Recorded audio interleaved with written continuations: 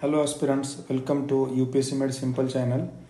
अब हम देख रहे हैं right logical approach to UPSC prelims GS questions, और उसमें जो आज का टॉपिक है अप्रोच है इटाइमोलॉजी और वर्ड मीनिंग और कीवर्ड्स। तो इसमें क्या है कि जो वर्ड दिया है कीवर्ड, जैसे कि यहाँ पे इंड आर्क है, उसको थोड़ा सा सेग्रीगेट करके उसको थोड़ा उसका मीनिंग निकाल के अगर कुछ ऑप्शंस में यूज कर सकते हैं तो वो देखने के लिए ये इटाइमोलॉजी और वर्ड मीनिंग का अप्रोच यूजफुल हो सकता है। तो इसमें क्या होता है कि जो कीवर्ड्स है उसको आइदर एक ट्रेडिशनल लैंग्वेज का मीनिंग या फिर कुछ उसका पर्टिकुलर मीनिंग या फिर रूट ऑफ वर्ड्स, समटाइम्स ये पॉजिटिव वाला है, निगेटिव वाला है, या फिर ये कौन से एरियाज रिलेटेड है, इतना भी अगर पता चल जाए तो बहुत बार आसान हो जाता है कि आंसर ढूंढने में। तो अब देखते हैं द टर्म इंड आर्क 2015 का क्वेश्चन है। Sometimes seen in the news is the name of A. Indigenously developed radar system inducted into Indian Defense ID. India's satellite to provide services to the countries of Indian Ocean Rim IOR, लेकिन ये end arc है। A scientific establishment set up by India IND Antarctic region ANT, लेकिन ये IND ARC। India's underwater observatory to scientifically study Arctic region. India's IND या ARC. That's why answer is IND ARC, right? Next question देखते 2016 का question number 10।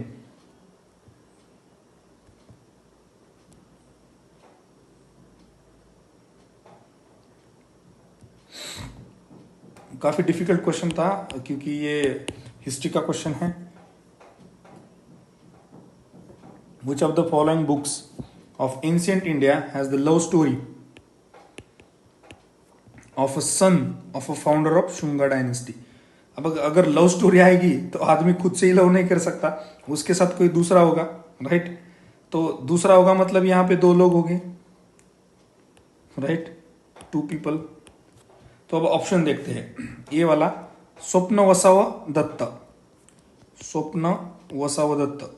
अब ये हो सकता है कि स्वप्न एक का नाम और वसाव दत्त एक का नाम, या फिर स्वप्न वसाव एक और दत्त दूसरा नाम। डिफिकल्ट लग रहा है। मलावी काग्निमित्रम, मलावी एक का नाम और काग्निमित्र एक का नाम हो सकता है। मेघदूत, मेघ तो क्लाउड के लिए है, दूत ये तो वर्ड नहीं है। रत्नावली ये तो एक ही वर्ड लग रहा है, तो डी गया, सी गया। एक तो ए होगा या फिर बी होगा। स्वप्न वसाव दत्ता ये तो एक ही नाम लग रहा है या फिर कुछ अलग ही मीनिंग लग रहा है। लेकिन मलावी काग्निमित्र, मलावी एंड काग्निमित्र ये दो वर्ड हो सकते हैं, राइट? तो ज्यादातर चांसेस ये होंगे, इस आंसर भी बी ही है, right? Love story Malavikagnimitra. कभी कभी इसमें ज्यादा कुछ लॉजिक है नहीं, लेकिन आपको अगर रिस्क नहीं लेनी है, कैलकुलेटेड रिस्क लेनी है, तो आप यहाँ से ऐसा लॉजिक लगा के देख सकते हो। अगर यहाँ पे दो वर्ड हो गए कि जहाँ पे दो दो मीनिंग वाले, तो then it becomes very difficult. But अभी ये क्या है कि एक ही वर्ड है जहां से दो अलग अलग वर्ड ब्रेक करके मिल रहे हैं, और ये लव स्टोरी है, इसलिए चांसेस ज्यादा बढ़ते हैं। Next question, question number 44।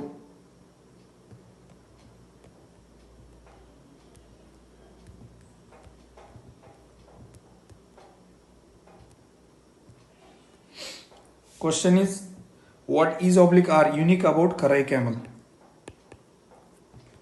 A breed found in India.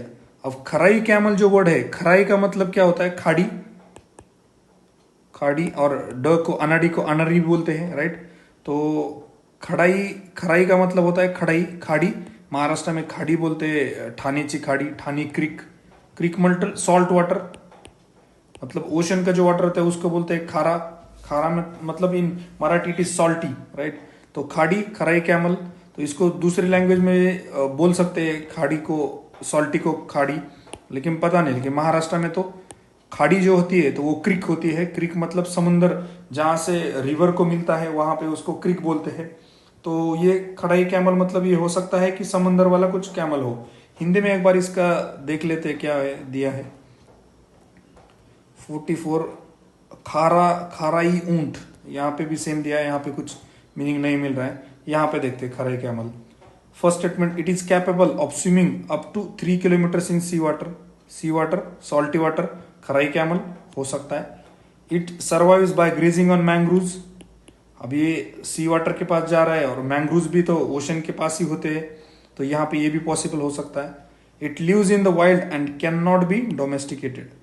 अब ये क्या बोल रहा है कि इट वाइल्ड में जीता है और कैन नॉट बी, ये बोल रहा है कैन नॉट बी डोमेस्टिकेटेड। अगर एक भी आदमी ने अभी कभी उसको पकड़ लिया और कुछ दिन घर में रखा तो वो क्या हो जाएगा, डोमेस्टिकेशन हो जाएगा, इसलिए दिस इज रॉन्ग। और आप लॉजिकली भी देख सकते हो, अरेबियन कंट्रीज में वो चीता को भी डोमेस्टिकेट करते हैं, right.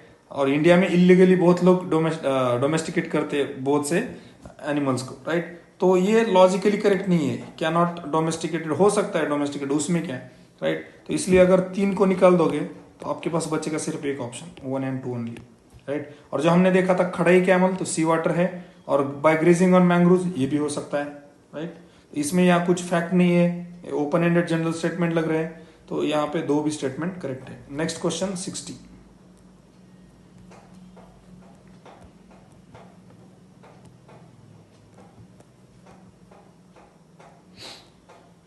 The term base erosion and profit shifting is sometimes seen in the news in the context of। अब ये base erosion and profit shifting ये थोड़ा इकोनॉमिक लग रहा है, इकोनॉमी रिलेटेड वर्क। प्रॉफिट मतलब जहां पे बिजनेस होगा, धंधा होगा, वहां पे ही प्रॉफिट होगा। माइनिंग ऑपरेशंस और related to most economy, right. Mining operations by multinational companies in resource rich but backward areas, ये थोड़ा जियोग्राफी लग रहा है या फिर एनवायरमेंट रिलेटेड लग रहा है। Curbing of tax evasion by multinational companies, tax evasion थोड़ा इकोनॉमी लग रहा है, हो सकता है। Exploitation of genetic resources of a country by multinational companies, genetic resource तो पूरा एनवायरमेंट वाला है।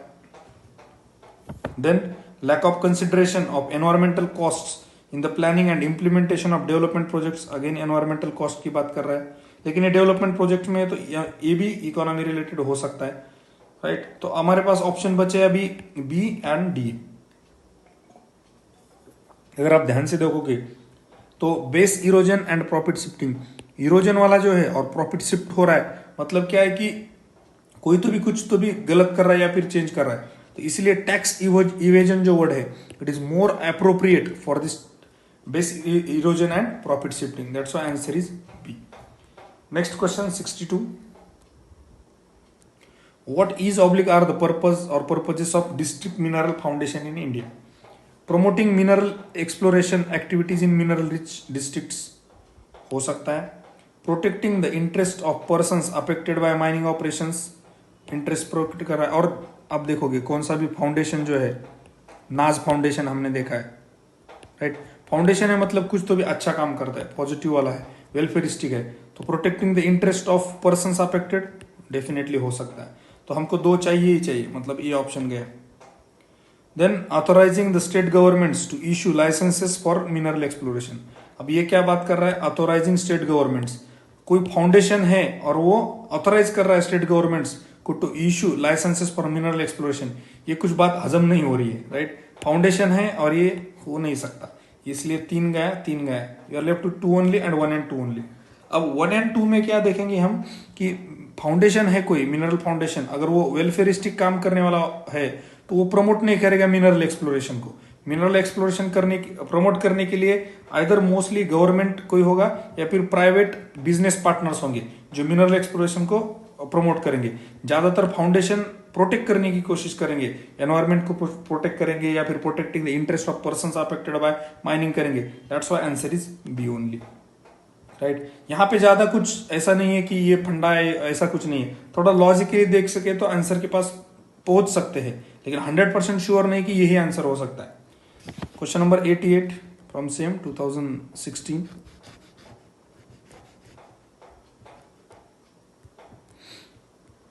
With reference to economic history of medieval India, the term araghatta refers to।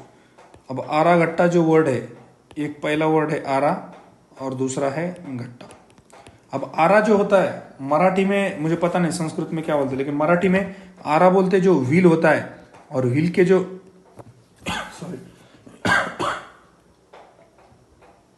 जो स्पोक्स होते हैं, स्पोक्स को आरा बोलते हैं, राइट, चाकाचं आरा, राइट। तो यहां पे हमें देखना होगा कि इसका मतलब क्या हो सकता है। पहला बॉन्डेड लेबर नहीं, land grants made to military officers नहीं हो सकता, वाटर व्हील हो सकता है, यहाँ पे व्हील है, यहाँ पे भी व्हील है, used in the irrigation land, then waste land converted into cultivated land, तो आंसर इज सी, बिकॉज आरा दिस वर्ड इटसेल्फ, आरा मतलब this spoke of one wheel, और यहाँ पे एक ही ऑप्शन में व्हील है, that is water wheel, water wheel, right, that's why answer is C. यहाँ पे ज्यादा कुछ लॉजिक नहीं है, सिर्फ आप अगर उस वर्ड को ब्रेक करते हो और आपके जो ट्रेडिशनल लैंग्वेज में या फिर आपने कहीं पे पढ़ा है उसका कुछ मीनिंग लग रहा है तो एक चांस ले सकते हैं, calculated risk. Next question from 2017, question number 10,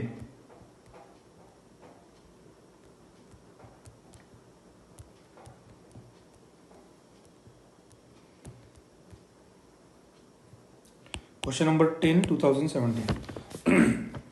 Which of the following statements is oblique are correct regarding Smart India Hackathon? यहाँ पे smart word है. 2017. It is centrally sponsored scheme for developing every city of our country into smart cities. और ये क्या बोल रहा है? Every city बोल रहा है. Smart city तो word है, देखना पड़ेगा. It is an initiative to identify new digital technology innovations for solving many problems faced by our country. New digital है, स्मार्ट हो सकता है. It is a programme aimed at making all financial transaction in our country completely digital, ये भी हो सकता है. लेकिन अगर यहाँ पे 1 2 3 तीनों भी स्मार्ट रिलेटेड है तो ऑप्शन 1 2 3 होना चाहिए था. तो यहाँ पे हम ज्यादा से ज्यादा 2 चुन सकते हैं, राइट. और अगर आप बात पहले देखोगे तो एवरी सिटी की बात कर रहा है और दूसरा ऑल फाइनेंशियल ट्रांजेक्शंस, मतलब किसी को टपरी पे जाके कुछ एक माचिस भी लेनी है तो उसको भी क्या करना पड़ेगा, डिजिटल पेमेंट करना पड़ेगा. ऐसा इंडिया में पॉसिबल नहीं है और फिजिबल नहीं है. ये गलत इसलिए नहीं है कि यहाँ पे ऑल है, आप लॉजिकली देखो कि इंडिया के ट्राइबल रीजन में देखो, कुछ गढ़चिरौली डिस्ट्रिक्ट का थोड़ा इमेजिन करो, कुछ छत्तीसगढ़ के डिस्ट्रिक्ट की थोड़ी इमेजिनेशन करो, वहां पे पूरे के पूरे फाइनेंशियल ट्रांजेक्शन डिजिटल हो सकते हैं क्या, और नेक्स्ट डिकेड में जो 60 साल 70 साल में नहीं हुआ अभी 10 साल में हो सकते हैं क्या. तो ये सिम्स वेरी डिफिकल्ट. तो यहाँ पे 3 को निकाल दो. अगर आपने 3 को निकाल दिया तो you are left with only one option, that is B, right. और यहाँ पे भी एवरी सिटी की बात कर रहा है तो it is very difficult, right. Into a smart cities in a decade, again decade की बात कर रहा है, right. Next question from 2017, question number 3. Again very interesting question. Recognition of prior learning. Prior learning का क्या मतलब है? लर्निंग के पहले. Prior learning pre school, right, जो होता है प्री स्कूल मतलब स्कूल के पहले. प्रायर लर्निंग, लर्निंग के पहले. Scheme sometimes mentioned in the news. Certifying the skills acquired by construction workers through traditional channels. Certify कर रहे स्किल्स को जो कंस्ट्रक्शन वर्कर ने एक्वायर किए ट्रेडिशनल चैनल से, हो सकता है. Enrolling the persons in universities for distance learning programme. Distance learning prior learning थोड़ी ना होता है. डिस्टेंस लर्निंग तो मोस्टली अभी एमए बीए सब लोग जो इग्नू में करते हैं, इसलिए ये ऑप्शन नहीं है. Reserving some skilled jobs to rural and urban poor in some public sector undertaking. Skilled job, जो आदमी स्किल्ड जॉब कर रहा है वो क्या प्रायर लर्निंग वाला थोड़ी ना है, उसको रिकॉग्नाइज करने की जरूरत है ही नहीं, क्योंकि वो क्या है ऑलरेडी स्किल्ड वाला है. ये भी ऑप्शन गया. अब option remaining D. Certifying the skills acquired by trainees under the national skill development programme. अब क्या करे, सर्टिफाई कर रहे, रिकॉग्नाइज कर रहे मतलब सर्टिफाई कर रहे. Acquired by trainees under national skill. अब ट्रेनीज को अगर आप रिकॉग्नाइज कर रहे हैं तो ट्रेनिंग ऑलरेडी ट्रेंड पीपल होते हैं जो आइदर सेलेक्टेड होते हैं या फिर रिक्रूटेड होते हैं, उनकी ट्रेनिंग. और जो लोग रिक्रूट करते हैं उनको तो कुछ ना कुछ उनके पास स्किल होती ही है. अगर फर्स्ट को और लास्ट को कंपेयर करोगे तो फर्स्ट में कौन सा है, कंस्ट्रक्शन वर्कर्स है, और जिनका ज्यादातर स्किल नहीं होते, मतलब वो स्किल वाला जो फॉर्मल स्किल वाला, और ज्यादातर स्कूल में जाने वाले लोग होते नहीं है. तो इनकी ही जो स्किल्स ट्रेडिशनल चैनल्स में उन्होंने बचपन से काम करते करते लर्न करते आए हैं, उनको रिकॉग्नाइज करने के लिए ज्यादा बेटर ऑप्शन लगता है. इसलिए आंसर ए है, not D, because they are talking about trainees. These are most closer. Certifying recognition is good. Certifying here also it is certifying, right. That's why answer is A.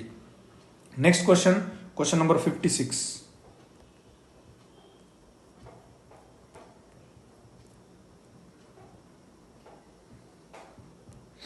Again जो हमने question देखा था word वाला, तो यहाँ पे भी एक वर्ड का लॉजिक लग सकता है। ये बात कर रहा है ग्लोबल का, और फर्स्ट में देख रहा है एशियन इनिशिएटिव। अब एशियन होगा तो ज्यादातर चांसेस है कि ग्लोबल नहीं होगा। वर्ल्ड बैंक के बारे में बात कर रहा है, हो सकता है। Collaboration among the major banks of the world working with OECD, again OECD एक सब ग्रुप है, ये भी ग्लोबल नहीं हो सकता है। UNCTAD funded initiative that seeks to finance, UNCTAD United Nations का, यूनाइटेड नेशन काफी लार्ज है, ये भी हो सकता है। आइदर बी हो सकता है या फिर डी हो सकता है।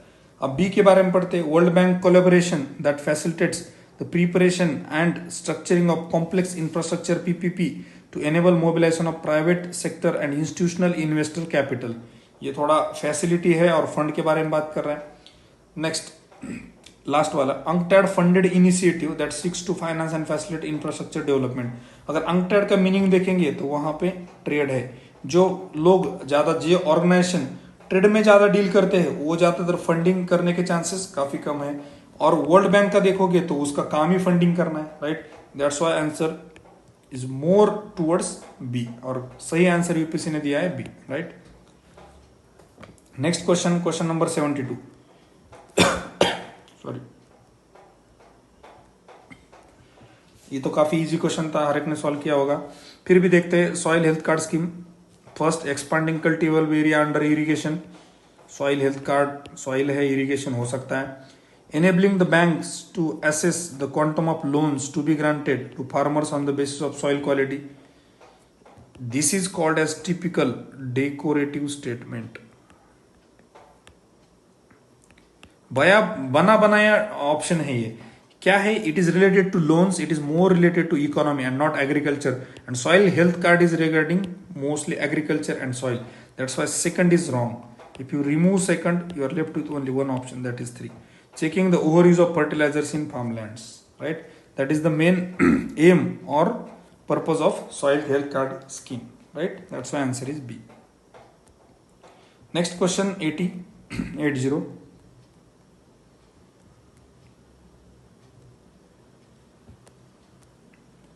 यम स्ट्राइप्स सबको पता है। वर्ड इटसेल्फ स्ट्राइप्स मतलब जो लाइंस है, या तो ये जेब्रा पे होते हैं या मोस्टली टाइगर पे होते हैं, राइट। तो यहाँ पे हमको देखना पड़ेगा। Captive breeding of wild fauna, काफी जनरल बोल रहा है, ये भी हो सकता है। Maintenance of tiger reserve, tiger है, ये भी हो सकता है। इंडिजिनस सैटेलाइट नेविगेशन, कुछ नहीं है। सिक्योरिटी ऑफ नेशनल हाईवे, बिल्कुल गलत है। सिक्योरिटीज हाईवे में क्या हो सकता है? हाईवे में ऐसे लाइन होती है, ये भी पॉसिबल रीजन हो सकता है।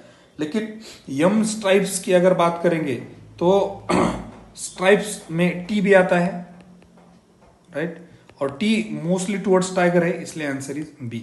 और यम जो है, यम वाला मेंटेनेंस वाला है, मेंटेनेंस भी है और टी है, टाइगर भी है। और स्ट्राइप्स भी देखोगे तो जेब्रा पे या टाइगर पे, यहाँ पे जेब्रा होता तो that would have become very difficult. Maintenance of zebra conservation programme, ऐसा ऑप्शन होता तो डिफिकल्ट होता। नेशनल हाईवे हो सकता था, लेकिन यहाँ पे यम है और यहाँ पे टी भी है, that's why answer is B. Next question from 2018, question number 6।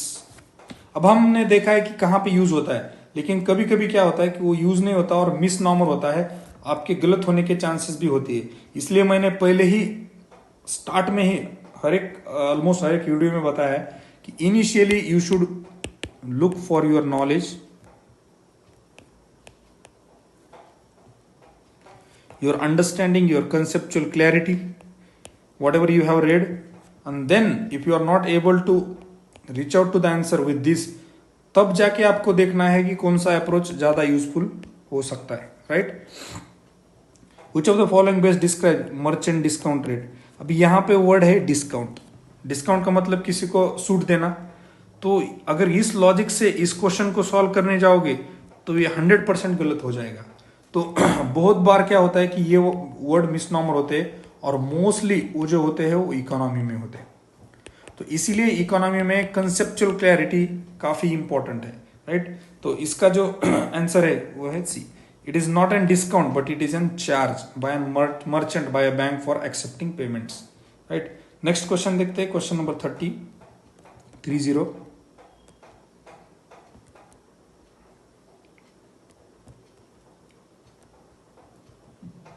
International labour organization conventions 138 182 are related to ILO labour के बारे में बात कर रहा है। चाइल्ड लेबर बिल्कुल हो सकता है। अडेप्टेशन ऑफ एग्रीकल्चर प्रैक्टिसेस बिल्कुल गलत है। रेगुलेशन ऑफ फूड प्राइसेस बिल्कुल गलत है। Gender parity at work place labour है, वर्क प्लेस ये भी हो सकता है। अब ऑप्शन डी भी हो सकता है, ए भी हो सकता है।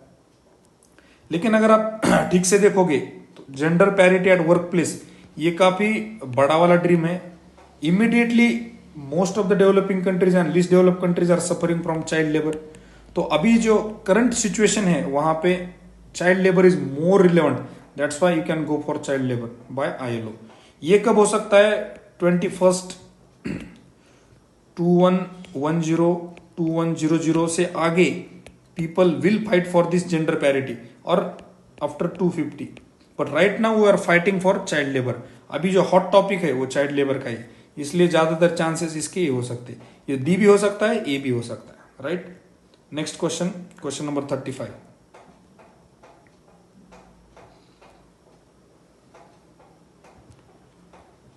Global alliance for climate smart agriculture, ये भी ग्लोबल अलायंस है। Global alliance for is an outcome of the climate summit held in Paris 2015, पता नहीं है, right. Membership of GACSA does not create any binding obligation, हो सकता है। India was instrumental in creation of गैक्सा।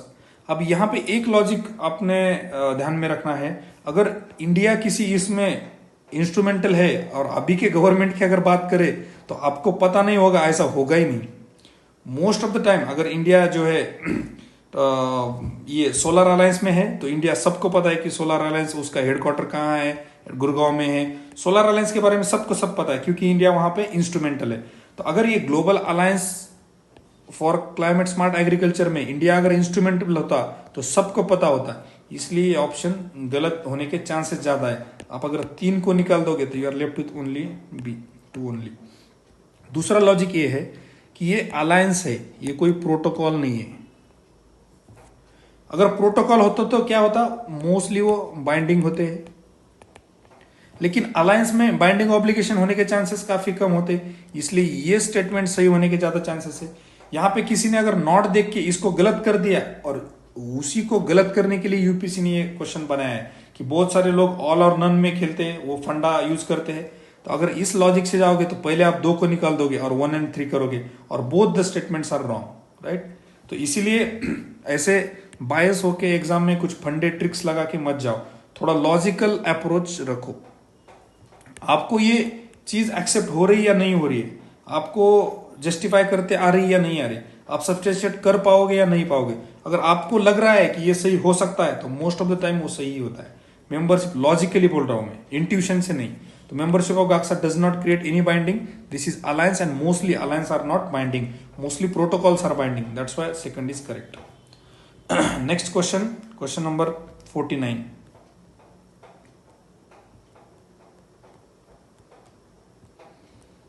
अभी तो ये काफी इजी है।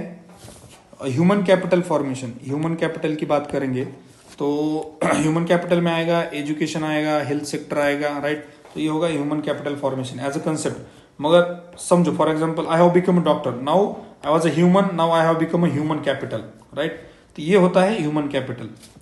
पहला, individuals of a country to accumulate more capital, ये कैपिटल कौन सी बात कर रहा है, इकोनॉमिक कैपिटल की बात कर रहा है, राइट।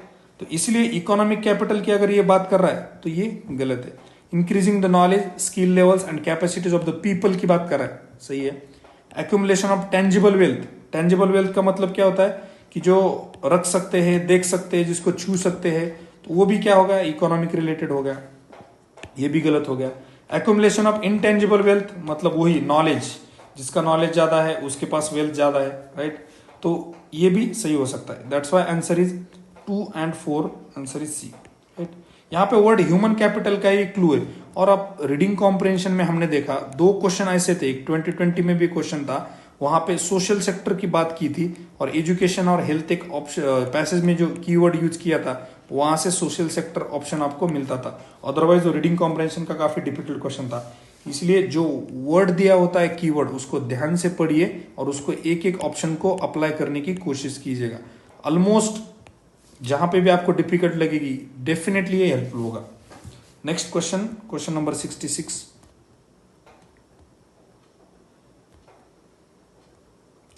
अभी ये आप पढ़ लीजिएगा। When the alarm of your smartphone rings in the morning, you wake up, tap the smart, all अगर इसकी बात करोगे तो एक सब सारी कनेक्टेड चीजों के बारे में बात कर रहा है। वर्चुअल प्राइवेट नेटवर्क ये हो नहीं सकता। दूसरी बात, इंटरनेट प्रोटोकॉल, आईपी एड्रेस जो होता है IP6, वो तो काफी टेक्निकल, कुछ कोडिंग डिकोडिंग होता है आईटी वालों का, वो भी नहीं हो सकता। अब बचे internet of things and border gateway protocol.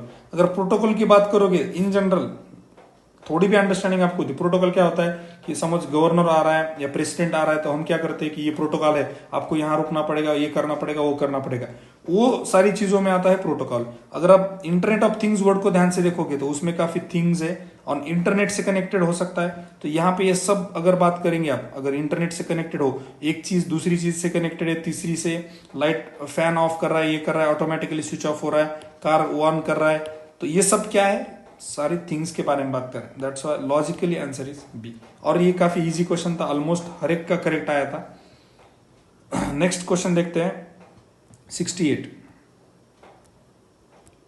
The staple commodities of export by the English East India Company from Bengal in the middle of the 18th century were. अभी यहाँ पे एक ही क्लू है बंगाल का। फर्स्ट, रॉ कॉटन हो सकता है, oil seeds ज्यादा चांसेस नहीं है, ओपीएम हो सकता है, शुगर हो सकता है, सॉल्ट हो सकता है, समंदर बंगाल, जिंक पता नहीं, लीड पता नहीं, मोस्टली नहीं होगा क्योंकि ये राजस्थान में होता है, कॉपर मोस्टली नहीं होगा, ये राजस्थान ज्यादा है, सिल्वर नहीं हो सकता, गोल्ड कम चांसेस, स्पाइसेस हो सकता है, टी हो सकता है, दार्जिलिंग एरिया बंगाल का। अब बचा है D, cotton, silk, saltpetre and opium. यहाँ पे क्लू था ये सिल्क। हमने हिस्ट्री में देखा था डक्का सिल्क और मलमल सिल्क, वो काफी फेमस था बंगाल का तब during east India company times. और सिर्फ यही क्लू था कि सॉल्ट जो है तो डक्का सॉल्ट है, डक्का, और दैट टाइम वो बांग्लादेश नहीं था तो वहां पे बंगाली था। That's why answer is D. Very simple. Next question 77। Which of the following is artificial lake. Artificial की बात कर रहे हैं। पहला अगर ठीक से पढ़ोगे, कोडाई, कैनाल, दो वर्ड है, कोडाई है, कैनाल है। Canal itself is artificial word और English word, right, canal. Second, Kolleru, Nainital, Renuka, ये पूरे नेचुरल वर्ड्स लगते हैं और यही वर्ड ऐसा लग रहा है यहाँ पे कैनाल जो आर्टिफिशियल वर्ड है। Answer most of the time ये होगा, आंसर इज ए। नेक्स्ट 2020 का सबसे डिफिकल्ट क्वेश्चन पेपर है, उसमें कुछ इटाइमोलॉजी यूज कर सकते हैं क्या, वो देखते हैं। Question number 29। अभी इसके आंसर की आई नहीं है तो 100% श्योर नहीं है, लेकिन हम देख सकते हैं आंसर के आने के बाद 100% हम श्योर हो जाएंगे कि ये अप्रोच यहां पे यूज होता है या नहीं है। With reference to history of India, the terms Kulyavapa and Dronavapa denote. अभी यहां पे एक क्लू था, द्रोण वापा, कुल्ले वापा। वापा ये जो था मराठी में, वाफा एक वर्ड होता है। वाफा वर्ड क्या होता है, आप रेड चिली जो होता है, मतलब महाराष्ट्र में, मराठी में उसको बोलते हैं की चिली प्लांटेशन जा मिरचीची रोपे, तर हे वाफ्यामध्ये लावतात। This is called agriculture. एक लैंड होता है, यहाँ पे ऐसे कुछ वाफा बनाते हैं, वो लैंड पट्टास बनाते हैं और वहां पे उसको इरिगेट करके वहां पे मिर्ची या फिर जो कुछ चीजें है वो लगाते हैं। तो मुझे यही बस पता था कि वाफा का मतलब होता है vapa, it is related to agriculture. First था मेजरमेंट ऑफ लैंड, हो सकता है ये लैंड के बारे में था। कॉइन्स ऑफ डिफरेंट, कॉइन बिल्कुल नहीं था। क्लासिफिकेशन ऑफ अर्बन लैंड हो सकता है। रिलीजियस रिचुअल्स ये भी नहीं लग रहा था। अब बचा था फिर मेजरमेंट ऑफ लैंड और क्लासिफिकेशन ऑफ अर्बन लैंड। और अगर आप बात करोगे हिस्ट्री ऑफ इंडिया, तो हिस्ट्री ऑफ इंडिया में वहां पे ज्यादा अर्बन लैंड था ही नहीं, या फिर अर्बन के बारे में ज्यादा बात हुई ही नहीं थी, मेजरमेंट ऑफ लैंड के बारे में ज्यादा थी। इसलिए I went for this option and this seems to be the correct option, right. Here is no more logic, like I don't know in Sanskrit उसका क्या बोलते हैं, वापक हो, लेकिन ये तो मराठी में वाफा था, वापा का वाफा हो गया और आंसर भी सही आ गया, राइट। और सेम लॉजिक था आरागट्टा के लिए, वहां पे भी वो करेक्ट आ गया था, राइट। Next question number 60।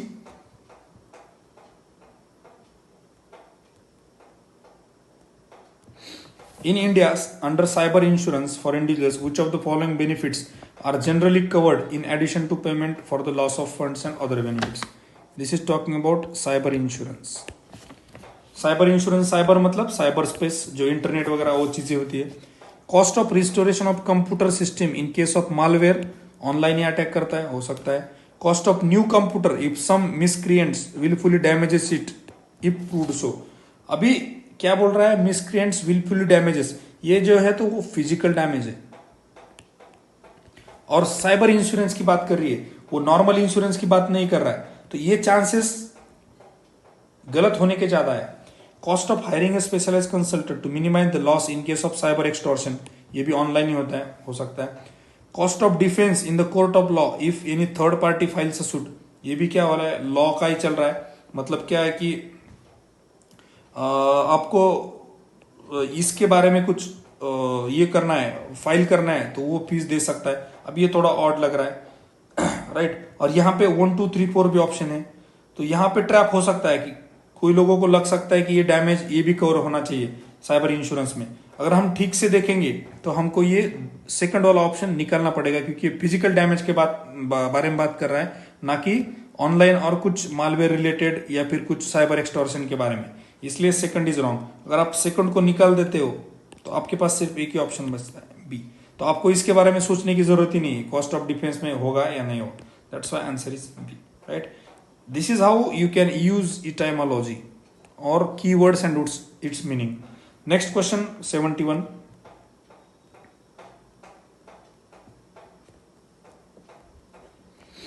अभी यहां पे भी जो लॉजिक मैंने लगाया था, पता नहीं अभी उसका संस्कृत में क्या है. सिंपल ये लगाया था श्रमना, तो इसमें मैंने एक श्रम वर्ड निकाला था. श्रम, श्रम मतलब कष्ट करना या फिर लेबर, राइट. श्रमना एक्चुअली इसका ओरिजिनल मीनिंग डिफरेंट है, लेकिन एग्जाम में जो लगा वो बता रहा हूं. श्रमना मतलब श्रम, लेबर. तो लेबर और आगे था प्रीस्ट विथ हाई स्टेटस. अगर कोई प्रीस्ट है हाई स्टेटस, उसमें कष्ट और लेबर करना बिल्कुल गलत बात है, इसलिए आप दो को निकाल दो. You are left with only one option, 1 and 3. आगे जाके अगर आप देखोगे परिव्रजका, परिभ्रमण, परिचक्र, इसका मतलब है घूमना किसी के आजू बाजू. परिक्रमा, परिभ्रमण, और जो टेम्पल में लोग जाते हैं तो वो एक राउंड लगाते हैं, उसको बोलते हैं परिभ्रमण, परिक्रमा.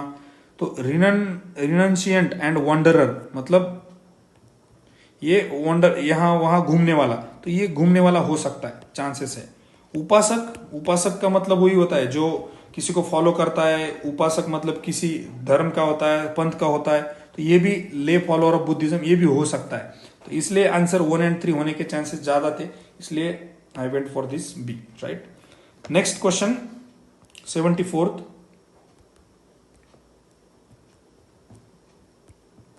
With reference to India's biodiversity, Ceylon frogmoth, coppersmith barbet, grey mint minivet, white-throated redstart are birds, primates, reptiles, amphibians. अभी यहाँ पे रेड थ्रोटेड मैना, एक मैंने वर्ड कहीं तो भी सुना था, व्हाइट थ्रोटेड मैना और रेड स्टार्ट. तो ये जो बुलबुल, सॉरी व्हाइट थ्रोटेड बुलबुल, तो ये बर्ड रिलेटेड था. तो यहाँ पे कुछ ज्यादा तो लॉजिक है नहीं, लेकिन ये वर्ड जो लग रहे हैं, बारबेट, ये बारबेट भी वर्ड, और मिनीवेट मतलब छोटा वाला एक वर्ड बर्ड जैसे लग रहा है, इसलिए बर्ड. यहाँ पे ज्यादा कुछ लॉजिक है नहीं. आपको थोड़े कैलकुलेटेड रिस्क लेने पड़ेंगे अगर ज्यादा अटेम्प्ट करना है, और इसमें थोड़ी रिस्क भी रहेगी. बहुत बार आप गलत भी हो सकते हैं, लेकिन अगर ये लॉजिक सही रहा तो कभी कभी आंसर सही भी आते हैं. There is no nothing like rationality, there is nothing like 100% surety about this kind of approach. These are just experience based logics, right. Next question आखिरी वाला 77th. Which of the following are most likely places to find musk deer in its natural habitat? Musk deer के बारे में सिर्फ एक ही चीज पता थी, उत्तराखंड में उसका एक रिकवरी प्रोग्राम चल रहा है. तो मस्क डियर का हैबिटेट था उत्तराखंड के बारे में. तो पहला अस्कॉट वाइल्ड लाइफ सेंचुरी, कुछ भी पता नहीं था. गंगोत्री नेशनल पार्क, गंगोत्री था उत्तराखंड रिलेटेड, ये तो 100% होना चाहिए था. किशनपुर वाइल्ड लाइफ पता नहीं था. मानस, मानस आता है आसाम में, और आसाम में मस्क डियर के चांसेस काफी कम लगे थे. तो एक ही पता चल गया था कि ये होना चाहिए और ये नहीं होना चाहिए. अब यहाँ पे 2 हो सकता है, यहाँ पे 2 हो सकता है, यहाँ पे 4 गया 4 गया, left with only A and B. अब चुनना था किशनपुर और अस्कॉट के दो में से। तो यहाँ पे ये लॉजिक लगाया मैंने कि अस्कॉट जो वर्ड है मुझे थोड़ा ब्रिटिश और इंग्लिश वर्ड लगा, और एक सोचा था कि उत्तराखंड में ब्रिटिश ज्यादा रहे थे, नैनीताल में, देहरादून में, तो हो सकता है कि उन्होंने उसका नाम अस्कॉट रखा था, जैसे कि कॉर्बेट का नाम है, राइट। तो मुझे लगा कि ये थोड़ा उत्तराखंड जैसा नाम हो सकता है, इसलिए आई वेंट फॉर 1 and 2। और तीसरा ऑप्शन के लिए किशनपुर मुझे लगा कि थोड़ा नॉर्थ साइड का, बिहार, उत्तर प्रदेश, मध्य प्रदेश, वो साइड का वर्ड लगा कि किशनपुर, और यूपी हो सकता है, तो इसलिए यहाँ पे कैलकुलेटेड रिस्क लेके आई वेंट फॉर दिस 1 and 2, और ये लकीली ये आ गया है। There is no logic, there is no 100% surety, right, but ये वर्ड अस्कॉट ऐसे लगा, और फॉर्चुनेटली कभी कभी लक अच्छा रहा तो ये क्वेश्चंस भी आपके सही हो सकते, right. So this was with respect to etymology और वर्ड मीनिंग। अभी हमारे कुछ वीडियो बचे हैं 4-5, आज खत्म कर लेंगे, और कल मैक्स पूरे के पूरे खत्म कर लेंगे, राइट। So thank you. अगर आपको कुछ चीजें यहाँ पे हजम नहीं हो रही है, या फिर आपको लग रहा है कि ये काफी गलत हो रहा है, तो please let me know in the feedback. Comment में भी, यूट्यूब पे कमेंट भी कर सकते हो, या फिर जो अपना टेलीग्राम का चैनल है, जहाँ जिसकी लिंक मैं डिस्क्रिप्शन में प्रोवाइड करूंगा, वहां पे भी आप फीडबैक दे सकते हो। Thank you.